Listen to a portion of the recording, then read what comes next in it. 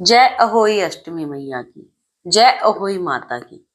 प्यारी बहन और माताओं, अहोई अष्टमी व्रत की आप सभी को बहुत बहुत शुभकामनाएं। आज हम सुनेंगे अहोई अष्टमी सुनी जाने वाली पौराणिक कथा। अहोई अष्टमी व्रत क्यों करते हैं? अहोई अष्टमी व्रत अपनी संतान की दीर्घायु और उज्जवल भविष्य के लिए करती हैं। जिन बहनों के संतान नहीं है वह संतान की कामना के लिए इस व्रत को करती हैं।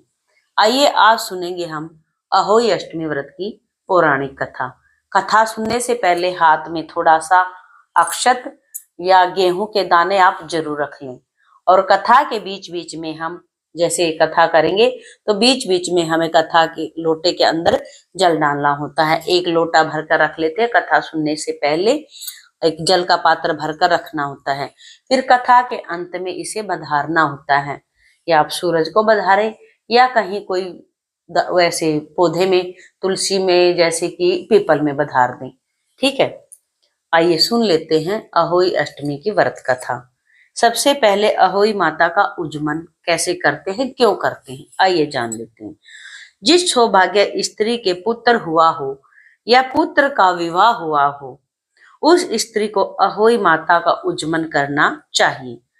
उस दिन थाली में 7 जगह 4-4 पूड़ियों पर थोड़ा थोड़ा सीरा यानी हलवा बनाकर रखें और इसके साथ एक तिल यानी साड़ी, सूट साड़ी रखें तथा उस पर श्रद्धा सुमन रुपए रखकर यानी दक्षिणा रखकर थाली के चारों ओर हाथ फेर कर श्रद्धा और सम्मान के साथ सासू माँ के पांव पकड़कर सासू माँ के दे देवें। सासू जी तिल और रुपए अपने पास रख ले, बाकी हलवा और पूरियों को प्रसाद सभी में बांट दे। इसे कहते हैं बायना। यह बायना बहन बेटी के यहाँ भी भिजवा दे, यह अति आवश्यक होता है।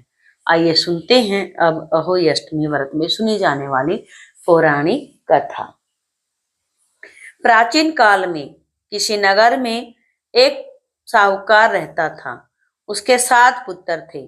दिवाली से पहले साहूकार की स्त्री घर की लीपापोती के लिए मिट्टी लेने खदान में गई और खदान में कुदाल से जब मिट्टी खोदने लगी तो देव योग से उसकी जगह एक सेह की मांद थी।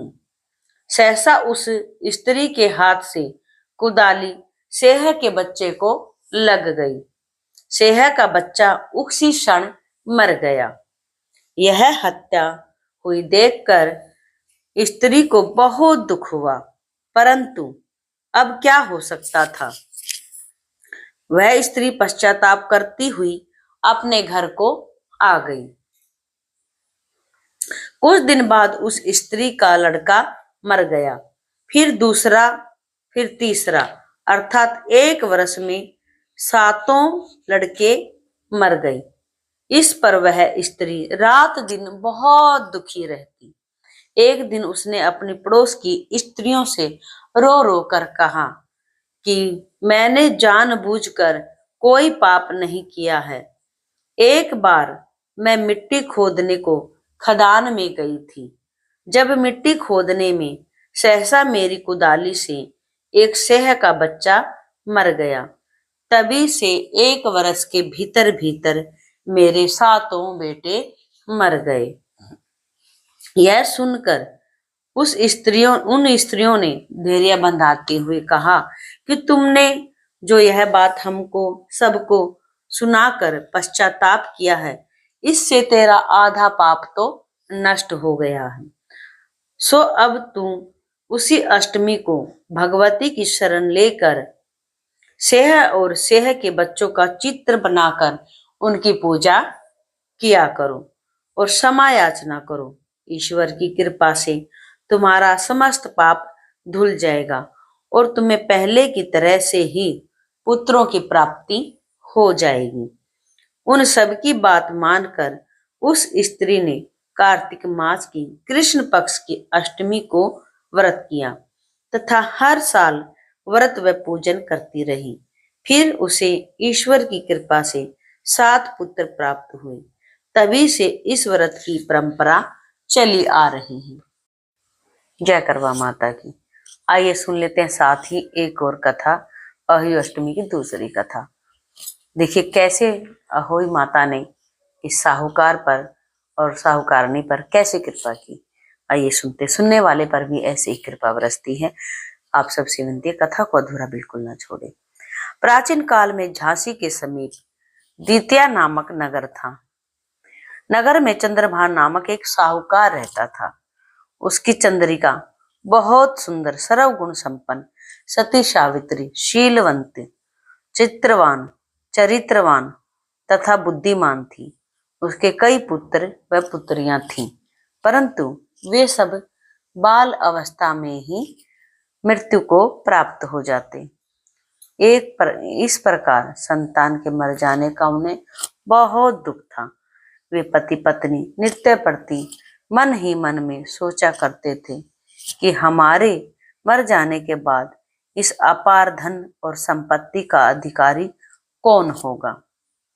एक दिन उन दोनों ने निश्चय कर लिया कि इस समस्त संपत्ति को त्याग कर कहीं वन में चलकर भजन करेंगे। ऐसा विचार कर दोनों ने अपना सब घर द्वार सब ईश्वर के भरोसे छोड़कर जंगल को चल दिए।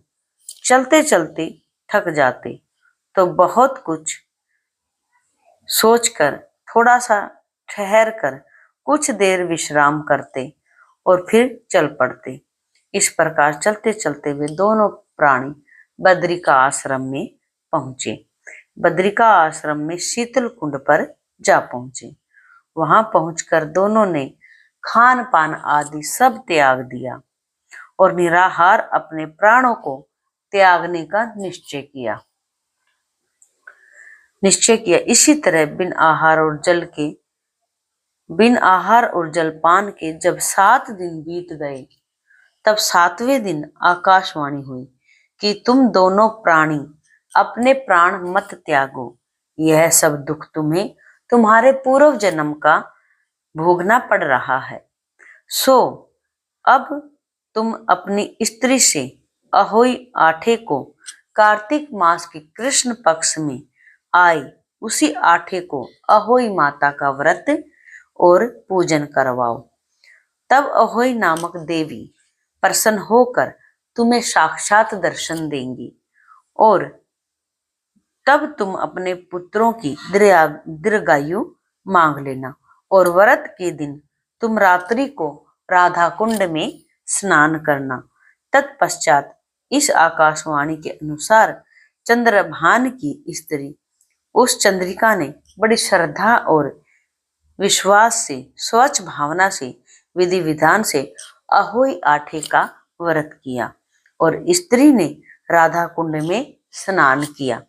जब वे दोनों स्नान करके वापस लौटे, तब उन पर प्रसन्न होकर अहोई माता ने प्रत्यक्ष दर्शन देकर उन्हें वर मांगने को कहा।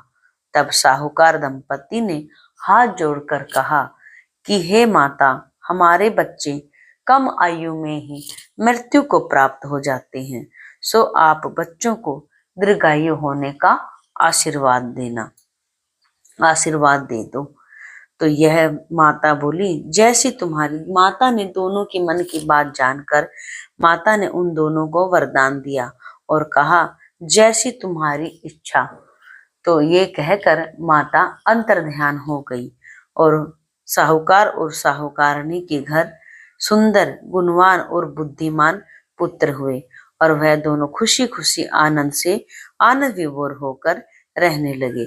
अहोई माता की कृपा से इस लोक में सुख भोग कर बैकुंठ को चले गए। हे अहोई माता, जैसे आपने उस साहूकार और साहूकारनी पर कृपा की है, उन्हें दीर्घायु संतान का वरदान दिया है, बुद्धिमान और गुणवती संतान उनके घर उत्पन्न हुई है, आपकी कृपा से सभी के घर में ऐसे सभी बहनों को ऐसे सुंदर और प्यारी गुणवान संतान देना और उनकी दीर्घायु का उन्हें वरदान देना। सुनने वाले पर सभी बहनों की, जो भी बहन कथा सुन रही है, उन सब पर माता अपनी कृपा करना। आप सभी बहनों से विनती है, चैनल को सब्सक्राइब जरूर कर लेना घंटी के बटन के साथ। यह एक धार्मिक चैनल है। पूजा पाठ की वीडियो पाने के लिए चैनल को सब्सक्राइब जरूर करें। कमेंट में जय अहोई माता जरूर लिखें। जय श्री गणेश, जय श्री गणेश। आइए सुनते हैं साथ ही गणेश जी की पौराणिक कथा। एक समय की बात है, एक नगर में एक बुढ़िया रहती थी।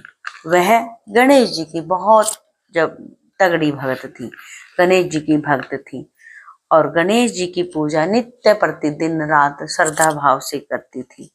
और गणेश जी की पूजा करने के बाद जब गणेश जी उस पर प्रसन्न हुए हैं, तब गणेश जी ने उन्हें साक्षात दर्शन दिया और गणेश जी कहने लगे, हे बूढ़ी माई, मांग तू जो मांगती है।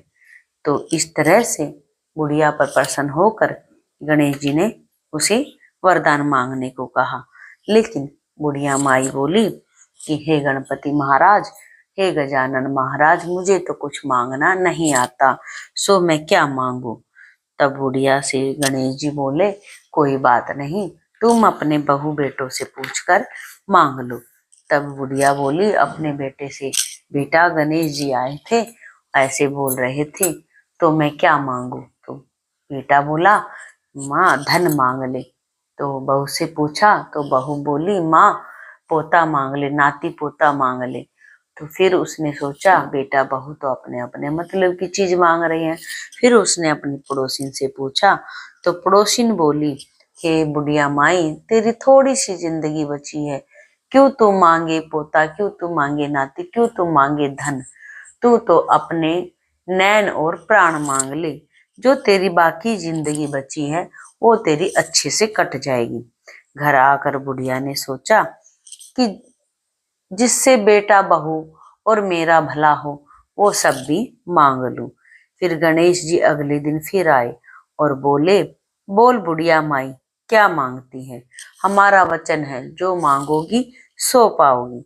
बुढ़िया बोली, हे गणराज, यदि आप मुझ पर सच में प्रसन्न हैं तो 9 करोड़ की माया दे, निरोगी काया दे, अमर सुहाग दे, आंखों में प्रकाश दे, नाती दे पोता दे और समस्त परिवार को सुख दे और अंत में मुझे अपने चरणों में स्थान दे। यह सुनकर गणेश जी बोले, अरे बुढ़िया माई, तूने तो मुझे ठग लिया है और खैर जो तूने मांग लिया है वह सब तो तुझे मिलेगा ही। यूं कहकर गणेश जी अंतर्ध्यान हो गए और गणेश जी महाराज जैसे बुढ़िया माई की आपने सभी मनोकामना पूरी की, जैसे बुढ़िया माई की सभी विनती पूरी की, स्वीकार की, वैसे हे गणपति महाराज सब पर दया करना, सब पर कृपा करना। जैसे बुढ़िया माई के घर आपने अन्न धन के भंडार भरे, नाती पोता दिया, सबको ऐसे ही सुख और वैभव प्रदान करो। बोलो गणपति महाराज की जय। प्यारी बहनों और माताओं, यह भी हमने सुनाई आपको गणेश जी महाराज की कथा। आप सबसे विनती है कथा सुनकर कमेंट करें और जय गणपति महाराज, जय अहोई माता की कमेंट में जरूर करें। जय गणपति महाराज।